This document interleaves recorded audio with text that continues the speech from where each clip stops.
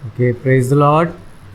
अपने the church history के class में आए हैं। ओके, आज मैं आपको बहुत ही सिंपल और आसान तरीके से हमारे 5वां जो चर्च हिस्ट्री है उस क्लास के बारे में बताऊंगा। अब ये जो कहानी है ये आपको ज़रूर जानना क्यों ज़रूरी है। अपन पिछले 4 संडेज़ अलग अलग स्टोरीज़ के बारे में जाने, है ना। वो स्टोरीज़ अगर आपने नहीं देखा तो मैंने क्या उस सारे स्टोरीज़ का वीडियोस बनाकर यूट्यूब में डाल दिया है, तो आप उसको बाद में भी देख सकते हैं। पर ये आज का जो स्टोरी है ये ऐतिहासिक घटना रियल में हुआ और ये होने के वजह से इंडिया में कैसे सुसमाचार आया वो चल जाएगा। और दूसरा है जो वेस्टर्न चर्चेस है जैसे यूरोप है, अमेरिका है, वहाँ पे कैसे गया, यहाँ पे जो डिफरेंस है, 2 अलग अलग पार्ट हो गए ना, 2 अलग अलग डायरेक्शन में गए, वो कैसे हुआ वो मैं अभी आपको बताऊंगा। तो अपन लोग सब साथ में मिलके प्रेयर ये इस वर्ड को पढ़ेंगे, इस लाइन को हिंदी में पढ़ेंगे।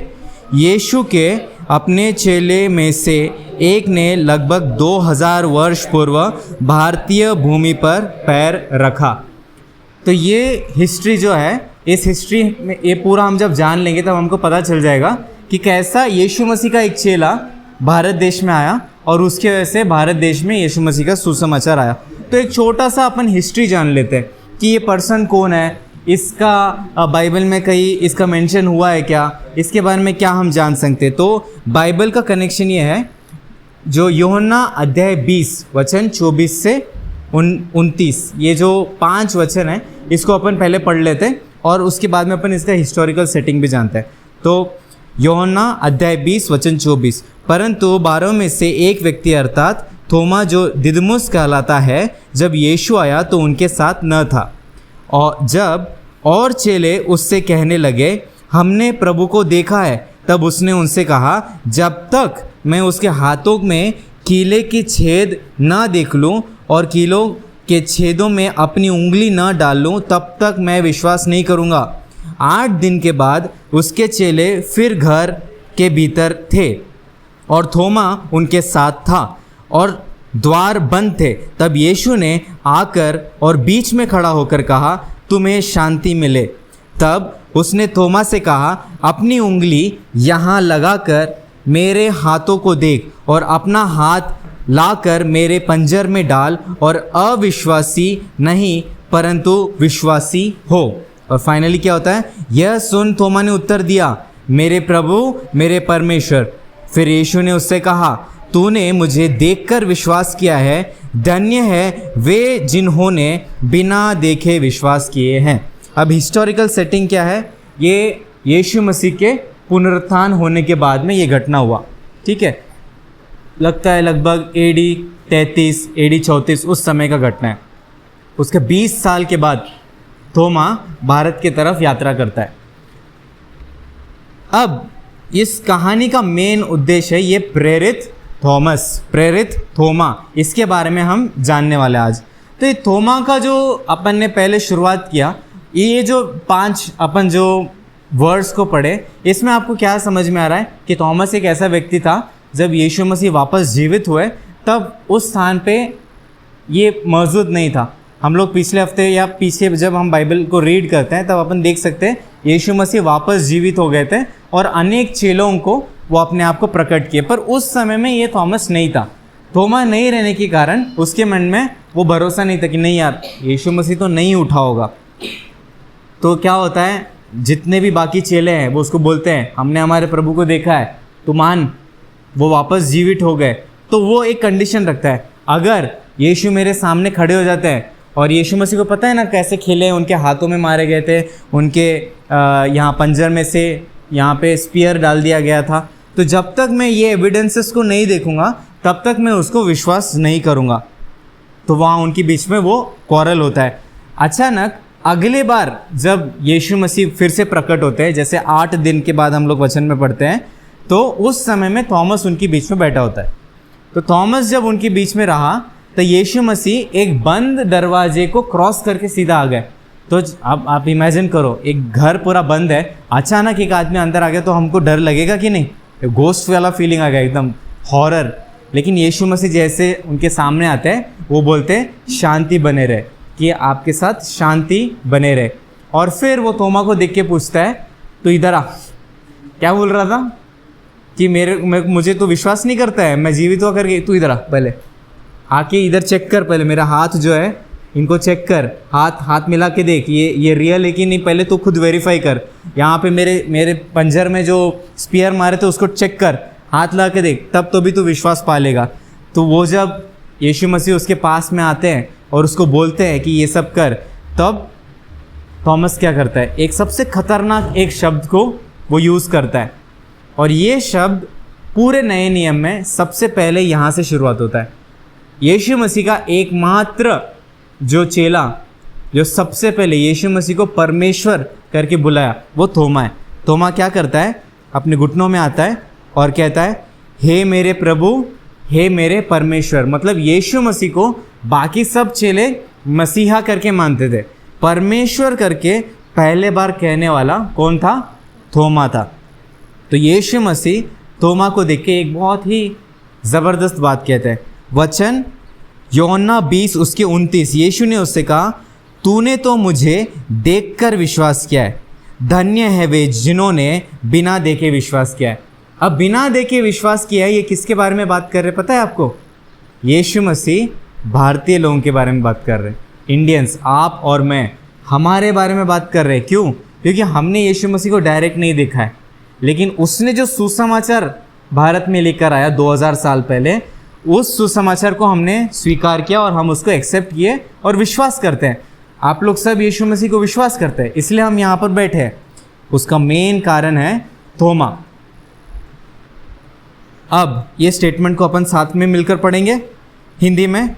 सुसमाचार को पृथ्वी के छोर तक ले जाना, पश्चिम और भारतीय चर्च के इतिहास की शुरुआत। अब ये जो लाइन है, ये जो नीचे वाला लाइन है, इसको ध्यान से देखिए, पश्चिम और भारतीय चर्च का इतिहास। तो इसका अर्थ है इसके आगे से हम दो अलग अलग इतिहास देखने जा रहे हैं। पहला जो इतिहास है हम वो देखने जा रहे जो वेस्टर्न चर्च हिस्ट्री, विदेशी चर्च हिस्ट्री, उसके बारे में हम जानेंगे। उसके बाद में भारतीय चर्च इतिहास। भारतीय चर्च इतिहास भी 2000 साल पुराना है। क्यों? क्योंकि थॉमस कब आया? 2000 साल पहले भारत में आया, AD 52 तभी भारत में वो पहुंच गया। AD 72 थोमा को मार डाला जाता है उसको। कहाँ पर? ये घटना कहाँ पर हो रहा है पता है? थोमा कहाँ पे आया भारत में? आपको भारत का नक्शा अगर पता होगा तो ऐसा नीचे ऐसा V टाइप का है, तो वो जहाँ पर आया था, अभी का जो प्रेजेंट में केरला करके जहाँ पर है ना, वो पहले चेरनाड करके था। वो पूरा एक ही जगह था, वहाँ पे अलग अलग स्टेट्स नहीं थे। 2000 पहले स्टेट्स था क्या? नहीं, भारत ही अभी 1947 में अलग अलग हुआ है ना। तो उस टाइम में वो पूरा एक ही ज्योग्राफी था। तो वहाँ पर आकर मतलब अपना वेस्टर्न साइड में आए, कोस्टल से पूरा प्रयास कर करके ट्रैवल कर करके चेन्नई तक आए, और चेन्नई में उनका अभी भी समाधि है, जहाँ पे उनका मृत्यु हुआ ना, जहाँ पे उनको भाला से मारा जाता है, वो अभी भी उपस्थित है। आप लोगों में से कुछ लोग जाके देखकर भी आए हो। तो अब हम लोग जो इंडिया में बैठ के ये जो अपन चर्च वगैरह अभी आराधना कर रहे हैं, इसमें और विदेश में और थोमा ने जो बताया उसमें फ़र्क क्या है आपको पता है क्या? हम लोग आज जो चर्च में अटेंड कर रहे हैं, जो अपन रेगुलरली आते हैं, जो गाना गाते हैं, जो वचन सुनते हैं, ये जो पूरा जो पद्धत है ना, ये वेस्टर्न चर्च के अनुसार हम यहाँ पे कर रहे हैं। थोमा ने इस प्रकार से नहीं सिखाया। थोमा का कलीसिया पूरा अलग था। हम जो फॉलो कर रहे हैं ये वेस्टर्न चर्च। सो वेस्टर्न चर्च हिस्ट्री हम लोग अगले संडे से सीखेंगे। ये कंप्लीट होने के बाद फिर अपन इंडियन चर्च हिस्ट्री के और बढ़ेंगे। तो इसका अर्थ है यहाँ पे दो अलग अलग हिस्ट्रीज आपको जानना ज़रूरी है। पहला हिस्ट्री वेस्टर्न चर्च हिस्ट्री, दूसरा जो हिस्ट्री है वो इंडियन चर्च हिस्ट्री। ये दोनों को आप जब जानोगे तब आपको पता चलेगा कि हम किस चीज़ को फॉलो करते हैं और हमारा खुद का कौन सा इतिहास है। आया बात समझ में? अगले हफ्ते में अपन इस टॉपिक को अच्छे से देखेंगे, डिटेल में जानेंगे। और थोमा भारत में आने की वजह से ही हम लोग सुसमाचार को फर्स्ट टाइम ग्रहण किए। थॉमस के बाद में वैसे बहुत सारे अलग अलग लोग हैं, लेकिन ऐसा बिल्कुल नहीं बोल सकते हैं कि ब्रिटिशर्स या रोमन कैथोलिक या पोर्तुगीज या अलग अलग जो यूरोपियन देश से आके भारत में यीशु मसीह का सुसमाचार उन्होंने नहीं बताया।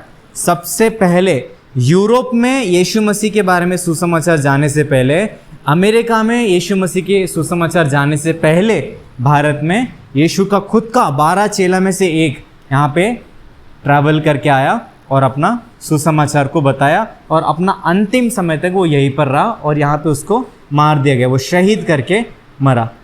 तो यही है हमारा चर्च हिस्ट्री का 5वां क्लास, जब सुसमाचार पूरे दुनिया में फैल गया।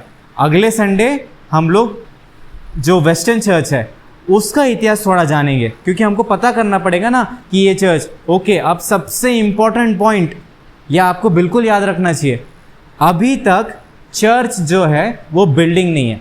ये थोमा जो यहाँ पे अपन देख रहे हैं ना, थोमा जो भारत में आ रहा है, अब तक इस लेवल तक, इस समय तक चर्च बिल्डिंग नहीं था। चर्च कौन थे? लोग थे। People are church.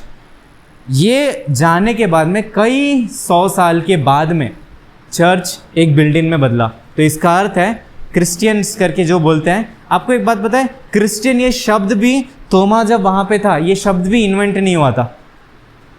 तो इसका अर्थ है वो जो सुसमाचार भारत में लेकर आया, ये शुभ समाचार जो भारत में लेकर आया, वो क्रिश्चियनिटी नहीं लेकर आया।